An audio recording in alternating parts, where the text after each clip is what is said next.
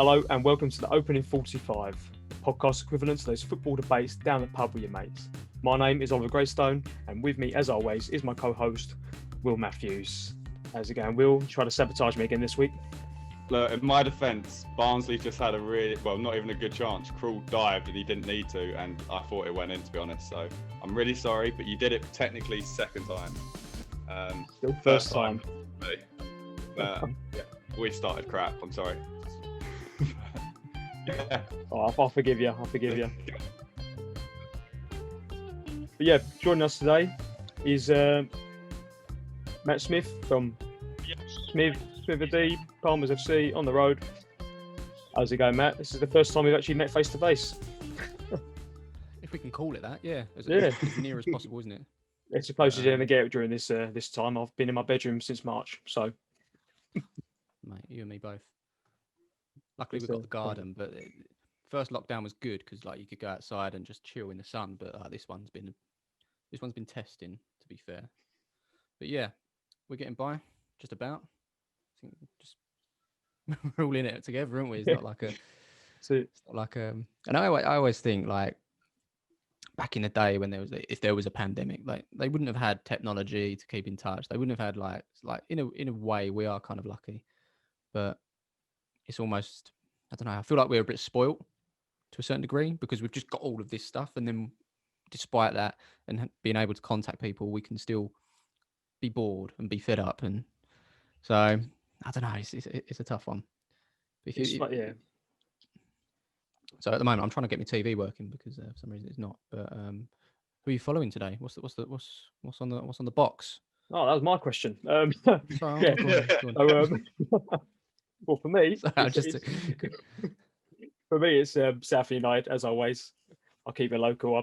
I've dabbled at the start when we started doing the show with other teams, but as much as I hate them, yeah, you got to stick with the team you like. But what about yourself? What game are you going for? I've literally just managed to get Sky Sports. Got Jeff on the box. West Ham gone 1-0 out. I was going to keep an eye on West Ham because obviously I'm always looking for them to be dumped out of things. But no, they've gone 1-0 up in 2 minutes. Pablo 4-0 against Doncaster today, so it looks like they'll be all right, I think. And just as I say, sorry, I'm taking over here, but Crew have conceded early against Wimbledon. Oh, Joe Pigott. That's the one, mate. That's the one. That's the guy. The one of the most watched Southend goals I think I've for me anyway on YouTube. He's won in the playoff final. That 122nd minute equaliser, take us to penalties, and we won. So he's a bit of a folklore legend down at Rootsall. It's just a shame, really. He just couldn't hit the ground running with us, and then he's gone on and he's banging in goals for Wimbledon. So it's mad what a last-minute goal does, because you could score exactly the same goal on the 34th minute, but it wouldn't hold as much value. It's a dying seconds. It's mad what a last-minute goal can do. It is when you're standing there at Wembley, just screaming to Miles Weston across the ball, and he just kept doing this like he kept faking it, kept going like bringing his foot back to fake it, but just like cross the ball, and it's crossed into big old Barry Core, who you won on the end of a header, and he decided to header it down, and as Pigott touch drills it into the back post. Elation. Now one of the best moments in football. But I don't know. I digress. It was own goal, Will. What about? Still a great free kick. So that's for you, but like as a Norwich fan, Will, what would be your? I'm trying to think. I mean, you've done better than Southend in terms of like where you're at in that, but that's not hard. I don't know. It's because everyone was just like, oh, they did so badly last season. I think it was Jose Mourinho who came out and said, if Norwich go down, they're going to be the best team to ever get relegated from the Premier League. Because we didn't play bad football. We just didn't have Premier League players. But we've done quite well this season with transfers. We've sold quite a few.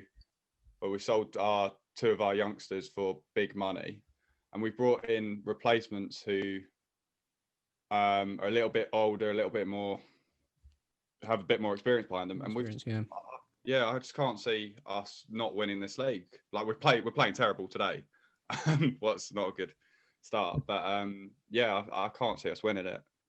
So who did you sell? Who caught the eyes? It was Lewis, wasn't it? Jamal Lewis to Newcastle, Who's who the I other read a one? report about last night. Newcastle fans are not a big fan of him. He has I know. not well. He apparently he looks lost every time he plays, and I just love it because we've sold 2 players to Newcastle, and both of them have ruined their careers. One of the Murphy brothers has barely played for Newcastle, and Lewis is just having a shocking season. And then we sold Ben Godfrey to Everton, and he's playing left back at the moment, but apparently he's doing really well. Okay. And it looks like we're going to get our £5 million worth of add-ons quite quickly. Yeah, because what was it? I went to Spurs versus Norwich in the, I can't remember if it was the League Cup or the FA Cup. FA Cup. He knows. He knows the one. Our manager's a Spurs supporter, so whenever we beat them, I know when it is. You have to know, all the stats and everything. But yeah, man, like we went down. I was really, really lucky enough to get invited down to the down at Spurs. They've got like an NFL suite because they've got like this partnership with NFL. And I've always said like, boxes, you want to be in the crowd and that. But as I've got older, it's like, you know what? I don't mind sitting in a comfy seat that's heated with a steak at halftime for free. So it's, yeah, we've done the box down there twice and one at Wembley as well. Like it's actually, I think if you don't do it too much, then it becomes a treat and it's quite nice. But I think if you do it all the time, you'll probably take away a bit of the love for the game. And it's more about getting the right food every day. But yeah, anyway, yeah. So that night, obviously you beat us on the penalties, but someone I was impressed with was 2 players I was impressed with. And they played a lot. Who's the looks like a surfer dude? Todd Cantwell, don't get me started on him. Todd Cantwell, he looked good. And then you've got Max Aarons, who I like the look of as well. He's quality. He'll be a England right back in the next 2 years. He's quality. Yeah. So off the back of that, I bought some shares in, I don't know if you've done the Football Index before. No. I bought a ton of shares in Max Aarons because I was like, he's going to be good. Like, I guarantee it. And then when you went down, I was like, because basically their scores and their prices are determined by not only their performances, but they get dividend points and that, but also like if they're in the newspaper and stuff, their price goes up because they're being talked about. So obviously when you went down, I was like, sweet, this price is going to rocket because everyone's going to be in for Max Aarons. And I think there was some Barcelona. Man United. Barcelona were looking. They had a loan offer with, I think it was £15 million buyout clause, had to buy him. But there was no point of us doing that because why loan when we're in the Championship to then sell him if we get promoted? Exactly. So there's no point for that. There was no real serious offer for him after that one. But he's happy at Norwich at the moment. But if we go down again, he'll definitely go. If we don't go up, he'll go. If we get relegated next season, he'll go. So, but yeah, I think that's probably a smart move, getting a lot of Norwich players when they're in the Premier League. Well, it wasn't smart because I've lost a load of money on them. But I mean, it's like, wait till next year. It'll go down and then it'll go. Hopefully, it'll go back up. But I think that platform's a bit of a shambles at the moment. I don't think people are happy with it because they're not. It's not being run the right way. So I think the money that or in terms of buying and selling players in the way that you used to when you started, it's not as great now. So I think there's some issues with it. But hopefully they'll iron that out. But yeah, man. So you've been a bit of a selling club, in Norwich in the past, which has been, either you don't. I say you have a selling club. You sell your young talent, but you're not really a buying club either. But you do very well with nurturing the talent you've got, as opposed to you don't go up, spend millions, and then come down and then end up like Wigan in League One. Well, we did that a few years ago, but then we felt like about 3 or 4 years ago, we fell into real bad financial difficulties. And when Daniel Farker came in and Stuart Webber, they literally had to get rid of all our expensive players. So we lost Wes Houlihan, Russ Martin, John Ruddy. I think it was that defender who went to Wolves. I think it's Bennett. They were like our big money players, and they all left for free, I think. And we brought in all these German second division players, and we won the Championship with them. So yeah, we've done quite well. We brought youngsters through the ranks, and we're selling those on for 15 million plus. And we got most of them for like £100,000 from. I think 2 of them came from Luton. Yeah, mad. I mean, you mentioned obviously you sold. Was it 2? Is it 2 of your players? 1 of your players to Newcastle? Well, we've sold Jamal Lewis this year, and I think it's either Josh Murphy or Jacob Murphy 2 seasons ago. Yeah, no. So when I talk about Newcastle, but I thought I'd segue into that a little bit. Rafa Benítez was in the news this morning. I don't know if any of you saw that. That he's No, now. I was playing with my daughter.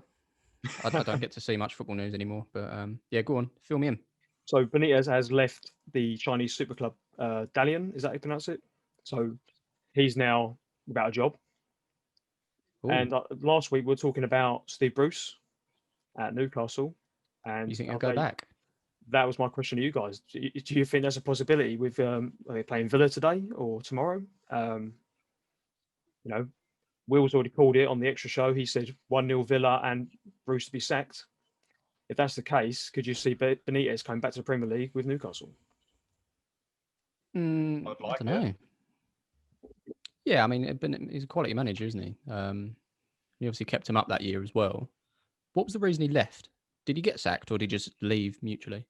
They couldn't agree on the transfer kind of agreement, I believe it was. So as far as I'm aware and what I read at the time, Benitez wanted more control over the transfers, but Okay. what's his name? The owner wanted more control Mike over it. Ashley. Yeah, I think so, well, there's your answer then. I think if Mike Ashley's still there, it won't happen. But obviously there was talks that Newcastle were getting taken over just before the season, and that fell through, and Premier League involved somehow. I can't remember, but I think if Newcastle had new owners, I think he'd probably go there. But until that happens, I can't see it happening. Why would you go No. back to somewhere where you know it didn't work or you couldn't work on your own terms? So that's important for a lot of managers. So Very valid point. So with a manager like that out there, which Premier League club, if you were in charge of any of those Premier League clubs, which one would you basically replace your manager with? Is there anyone in that Premier League? You know, at Chelsea at the moment, I think Frank Lampard's getting a Yeah. lot of stick, isn't he? So But he Benitez to didn't do Chelsea well at could be Chelsea, did he? Was he at Chelsea, Benitez, for a bit? No, he was at Liverpool, wasn't he? yeah. Was he at Chelsea? I don't think he was. I think he was at like in interim, wasn't he? For like, Oh, was he? Well, this does ring a bell. I think he was there for a little bit Hmm. between managers. I don't think it was for long. I don't think it was like a Right. permanent job. Let's have a look. And he probably won him something. 100% there, Will. Interim manager in Yeah. 2012, 2013. Before he went back over to Napoli, then Madrid, then Newcastle, then he's just been at Dalian. Oh, it's funny. In 12 months, he went from the Champions League to the Championship. How many managers in history have done that? Well, it worked Yeah, for him funny because too. he went down with that club and brought him back up. He done his job. Remember we played Newcastle pre-season friendly that year. He was down, and you could tell what he was building there, just the way they played. You're in a pre-season friendly against Southend, and he's on the sideline. He's animated. He was proper trying to get him to play a certain way, and it was like it's like when you play Sunday League and you get that team that's just so good they're not even trying to score. They're just playing the ball around. That's what they're doing. And Southend weren't a shit team then. We're trying to go get the championship that year. Hmm. They've turned up. They weren't even trying to put the ball in the back in there. They're just passing it around. It was brilliant football. I mean, we said at the time they're going to go up. Did we watch that game? We did. Me, you, and my old man. That's right. We sat behind. We sat in the South Stand. Yeah, that's right. Yeah, South Stand. Yeah. Yeah. No, it was. I don't know, it'd be interesting. He's a good manager. I do like him. But no, it's a fair point though. Could be Chelsea. Could be Arsenal. You never know. Arteta doesn't seem to be under as much stick now than he was towards the start of the season when he seems to be something's happening there. I think the thing is Aubameyang started scoring, and that's in one respect that's a great thing for them. But it's got to be paper over the cracks as well to a certain degree because that whole season before when he absolutely smashed it. As I say, paper over the cracks. When he's not scoring, they get found out and they're not winning the games. No, exactly. 1-1 with Newport and Oldham, by the way, and someone just got sent off. Yeah, saw the red card there. Who do you reckon the next? Who do you reckon the next manager who's going to go? What gets Lampard. sacked? Yeah. Lampard. Nah. I think it's like there's something about a manager, like a club legend. I think they'll give him more time, surely. I It's think they've got to difficult. give it. With a lot of money, Where are we now? Like end of January. Surely he has to see that. They've got to see the season now. They can't just sack him now, because otherwise you'd make those calls before the transfer window to allow your new manager to come in to make the changes that he wants. Surely, because Yeah. otherwise they're gonna bring in a manager that's going to be dealing with the same players and the same team. So the only thing that they can do is inspire them in a different way. And I don't know. Like Frank Lampard got mugged off as a player at the start of his career, and it's sort of like a repeat into his managerial career. So I'm pretty sure he'll do good. I think they've got to stick with him personally. Like, look at the abuse Solskjaer got at Man United Mm. for so long, and they stuck with him, and now they are title contenders. And I hate saying that, but they are title contenders. So I But think, they shouldn't be though. That's the weird thing, because yeah, I think, and any United fans watching this are going to be like, no, I think the whole league, other than Man City right now, are underperforming. So it's allowed Man United to string a few games together. Like Spurs, my team, we've dropped so many. I think we dropped like the second most points from winning positions. We dropped 10 points this year. String them together. But then every club has if, buts, and maybes. But yeah, no, United definitely going to be up there come the end of the season. Liverpool falling away a little bit with a weird run. For me, it's going to be City. I said it since the start. City will come through. They've had those games in hand. They're catching up now, and they're stringing results together despite not having that recognised striker week in, week out in Aguero. But they find a way. They've got quality players. And Chelsea, I've always compared Chelsea and City together. Like they're very similar in terms of like stature for me. Oil money, basically. But the caliber of player that they can bring in.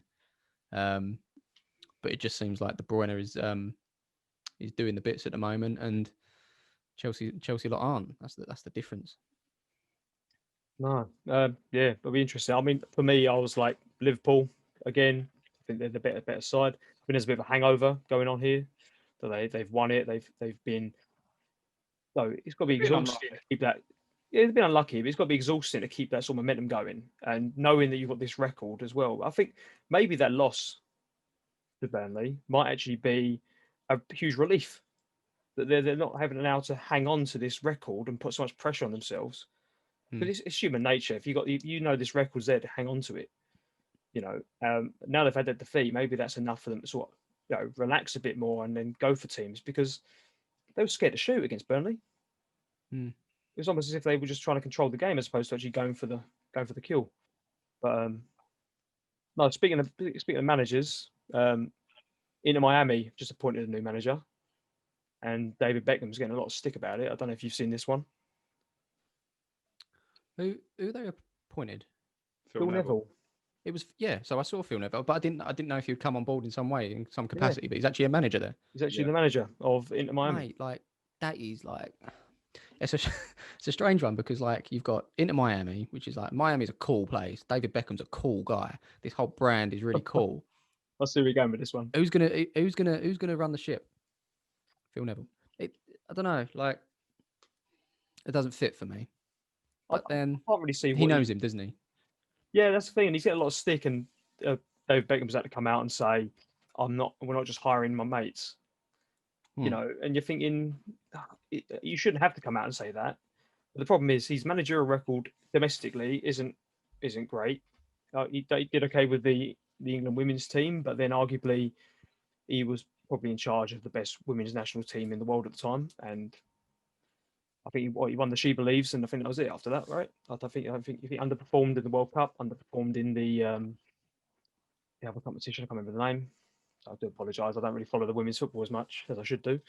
But I do think it's a bit of an odd one. It does seem like a bit of helping his mate out because of who he could have got in. The MLS attracts a lot of big names for managers. Well, and players as well. Like he's given up players that have gone there. He's given up the Olympic team, hasn't he, to go there? That's quite a big deal as a manager or a player, is to play in the Olympics, and he's given that up to go to Inter Miami. So I think he'll be all right, to be honest, because they're not a bad team, so he can't do any worse than they're not a good team, so he can't do any worse than the person who's been in charge at the moment. Yeah. I don't follow the MLS enough to see who's doing what, but I just know there's been some good caliber of players that have gone over there. I mean, as Phil Neville, it seems like a good opportunity. Like, nice holiday, decent weather. That So doesn't suit the brand though, does it? As you said, it it's a doesn't strange suit. one. Yeah. If you're building a brand new team, you're building a franchise in a cool place like that. You want to you want to bring in like a bigger name, really. Um, Imagine he convinced Alex Ferguson to come out of retirement. That'd be sick. I That would be think- amazing. But yeah, I don't know. I don't know who else you'd bring in if you're going for. So as you said, it's a cool place. You're Beckham. Who do you try and bring in? You got in Miami. You can get any manager in the world to come in. Who do you Benitez. try and point? yeah, I was about to say Benitez is Benitez. available. Isn't he? How much do you reckon he's kicking himself right now? The day after he points Phil Neville, Benitez is free. Yeah, he puts Phil Neville's name up on the door, and then these phone tweets that he's got Benitez out there. Yeah, sorry, Phil. It was just like an interim thing. I didn't want to. We haven't signed a contract yet, have we? But no, it's funny that he got stick for it, but I don't People know. moan about anything these days. That's the thing. Like, you do anything, can't please everyone.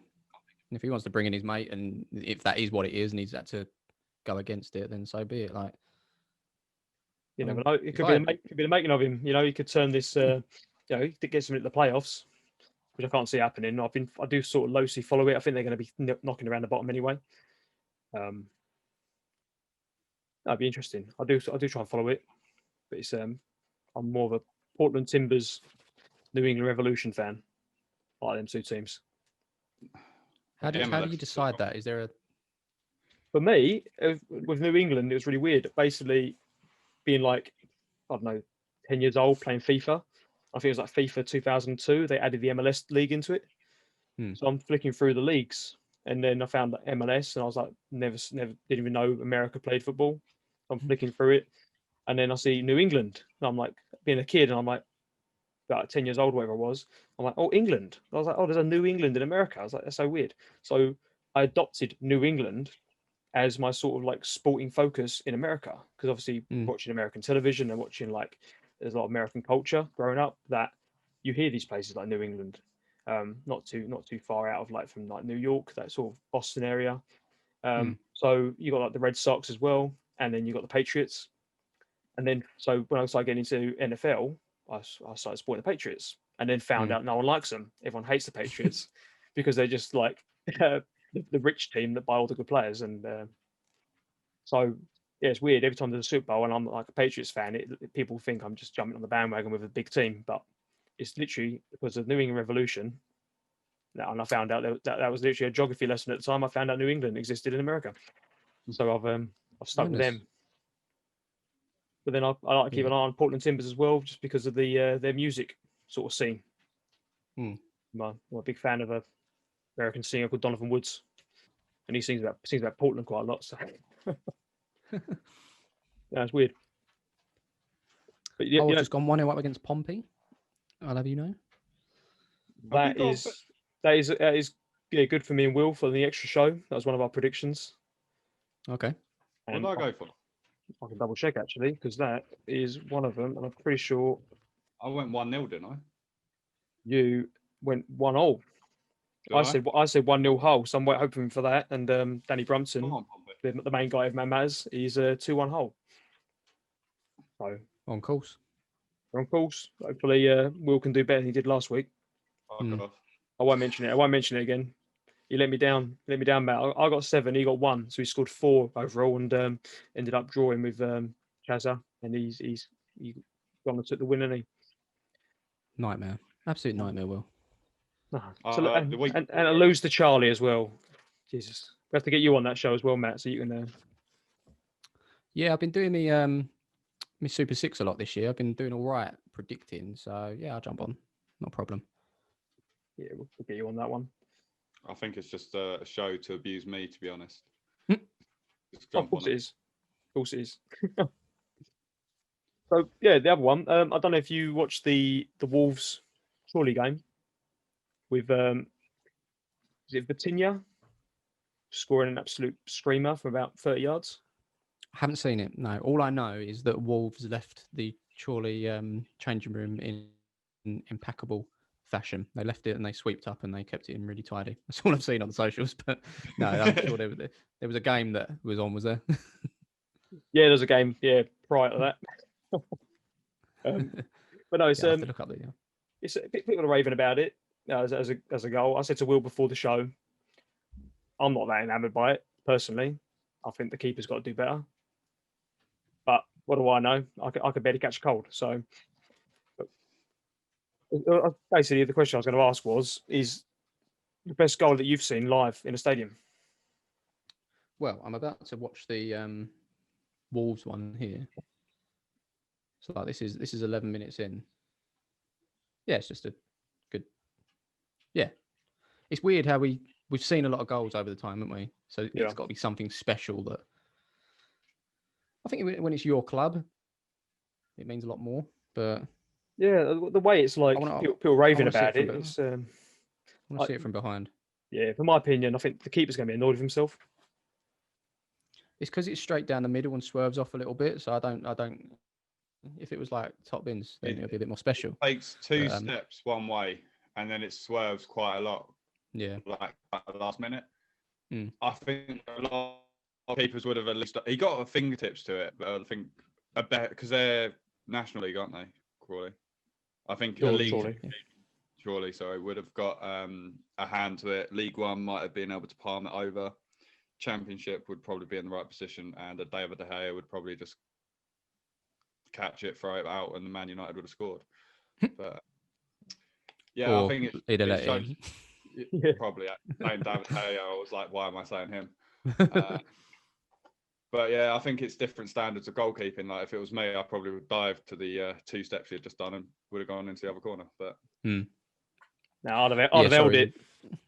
I'd have held it. What, by picking it up out the back of the net? Exactly that. But now, what's the best goal you've seen live in a stadium?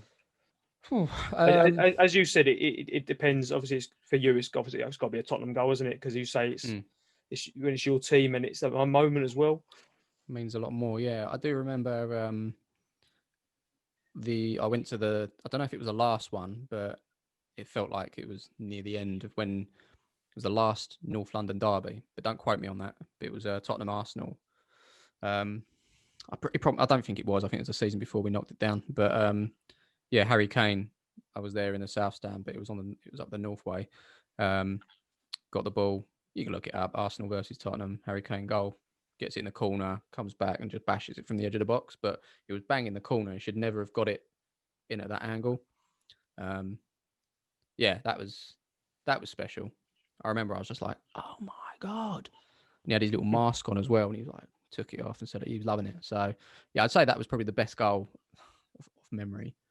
I mean, I've seen a lot of goals doing the on the road stuff, but none of them really like stand out.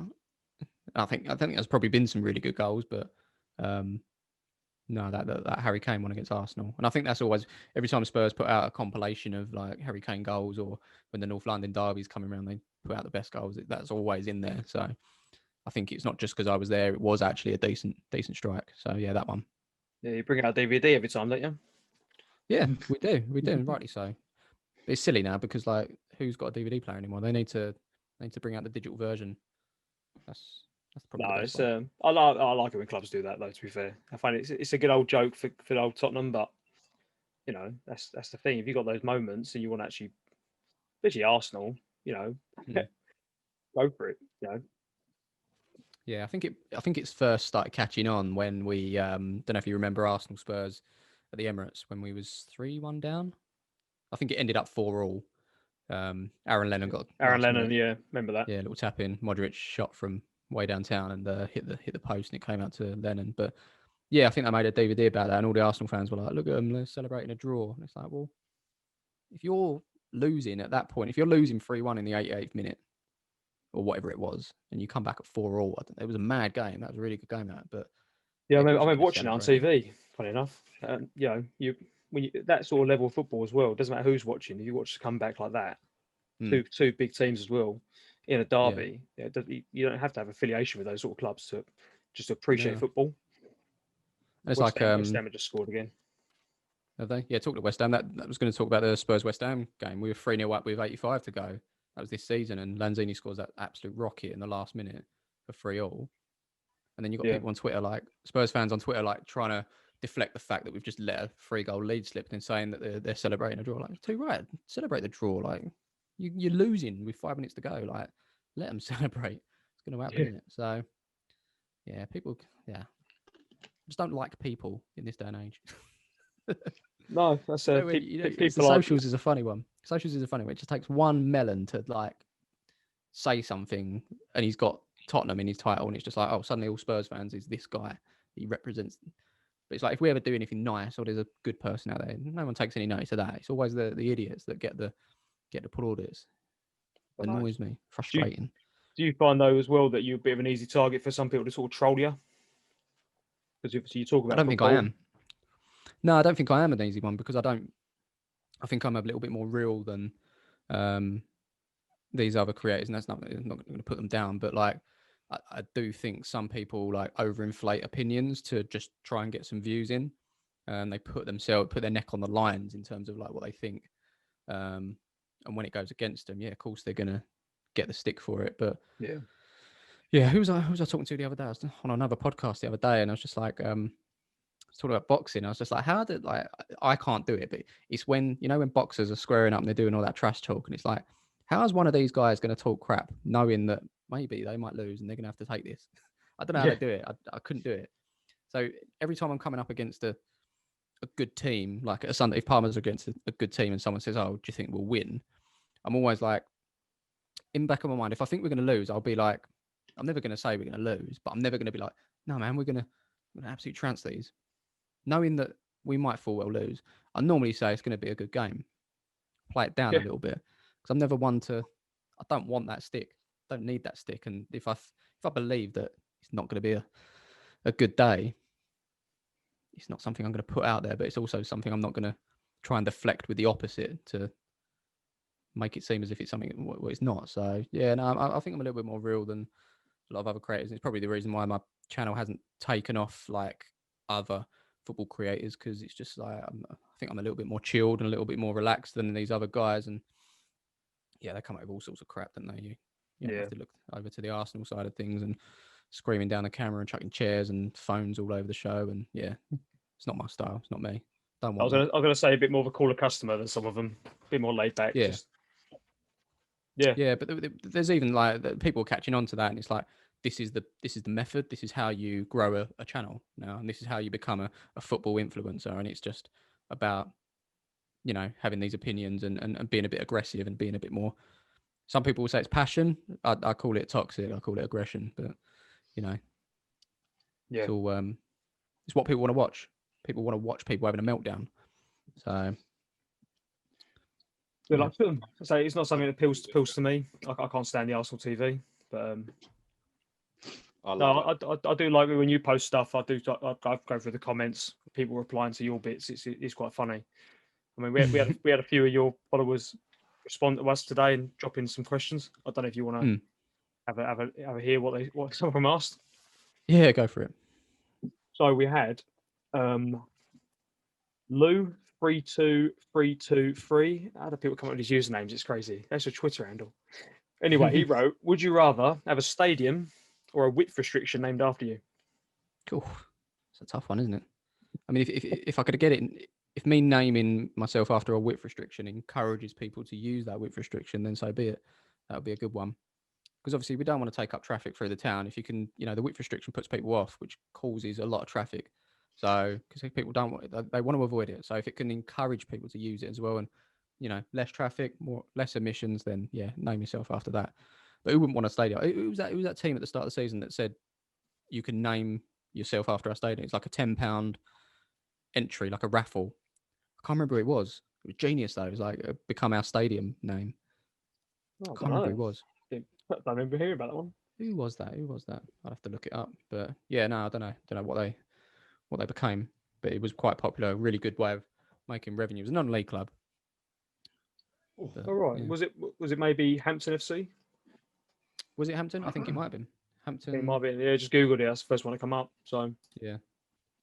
Right, Yeah. we've got a few more minutes left on this before we time out. We've got one more question, or a couple more questions even. This one is from these Twitter handles. No. Damien 630-66376.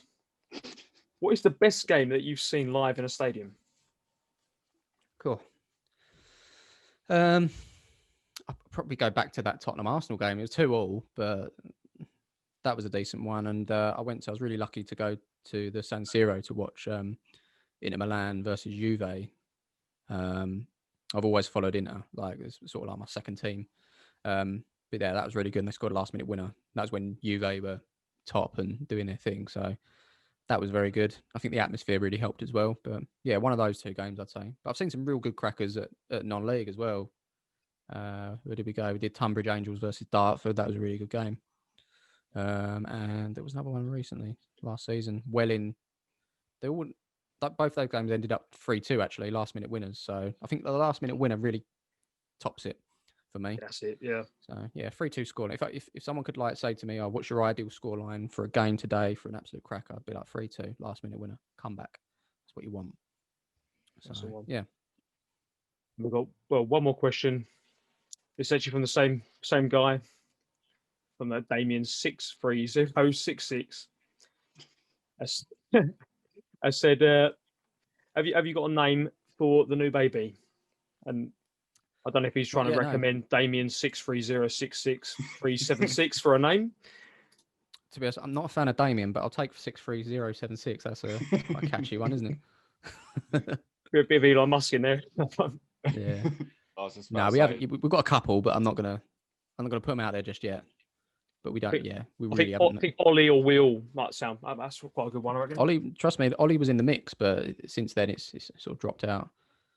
And Will, no, it was never in there. I'm afraid, mate. Sorry. It's a too old name. It's quite an old name now, isn't it? Yeah. So we'll wrap this up here anyway. Matt, thanks for coming on. It was good to actually finally sort of get face to face. I say with Concept Dog and yourself, we've both been messaging and voice notes and whatnot, but never actually face to face. Love a voice note. Voice notes are underused. When you finally actually start talking to someone, they start using voice notes. It's so much easier. But you can't just go straight into it off the bat. Like when I talk to clients, I can't just jump in and just start sending voice notes because people aren't accustomed to my voice or whatever. But it's so much easier. Just one hand, don't have to type or even think about it, you know.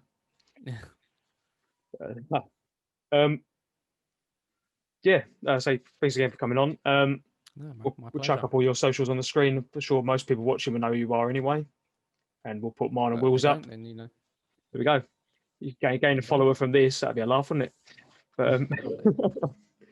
But we'll take mine and Will's up as well. So you can tweet us at the show. Tweet at me and Will as well. Join the conversation about stuff we've been talking about. Let us know your opinions. And until next time, this has been the opening 45, and we'll see you next week. Cheers, guys. Ta-da.